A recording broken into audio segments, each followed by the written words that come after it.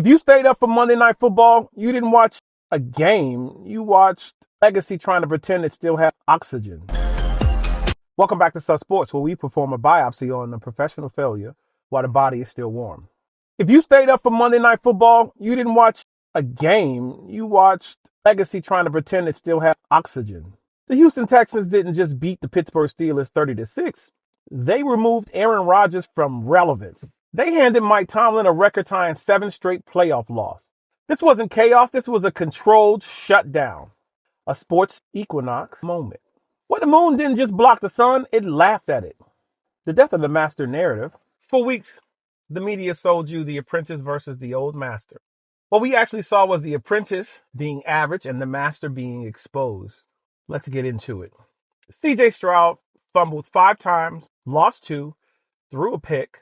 In most universes, that's how you lose a playoff game. But Aaron Rodgers still managed to look slower, older, and less in control than the quarterback actively sabotaging his own offense. Rodgers finished 17 of 33 for 146 yards. No touchdowns, which explains the score of 6. His final throw of the night, possibly the final throw of his career, was a pick 6 to a rookie who was still in elementary school when Rodgers won his Super Bowl. Rodgers says he won't make any emotional decisions about retirement. That's not clarity. That's a man buffering. Tomlin. Spiritual unemployment. What do I say? Mike Tomlin has now tied the longest playoff losing streak in NFL history. 7 straight. The Steelers' 23-game home winning streak on Monday Night Football didn't end. It was cremated. When Tomlin says words are cheap in the press conference, you know how he likes to do. That's not leadership. That's a man with no next sentence. Let's just put it out there. That's not leadership. That's a man with nothing else to say. You heard it here first. Sus Sports. Participation trophy analysis. My favorite part. Now this part is for Kim. Kim, we need to be honest. Bragging about making the playoffs is not an accomplishment. When the film looks like that, I would never say that again. The Steelers didn't earn a spot. The Steelers didn't earn a spot. They backed into one because another player missed a kick. That's not destiny. That's a clerical error.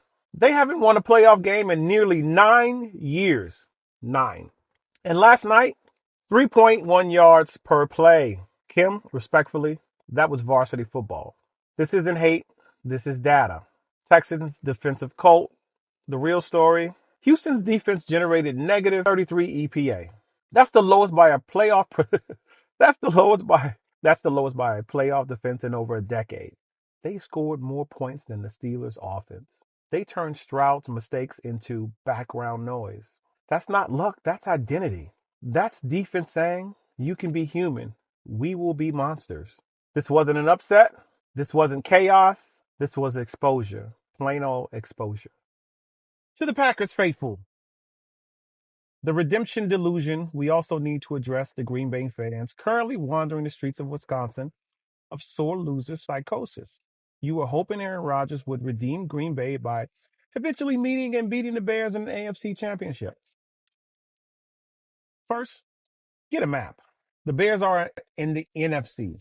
Second, Rodgers is in retirement. Rodgers is in a retirement home called the AFC North. While you were busy dreaming up 2010 replays, the Bears were busy erasing an 18-point deficit to send you home with a loss of 31-27. Hoping for an ex-quarterback to save your reputation is sad, desperate, and deeply sus. Cheers. This is Sus Sports. We out. Sus Sports!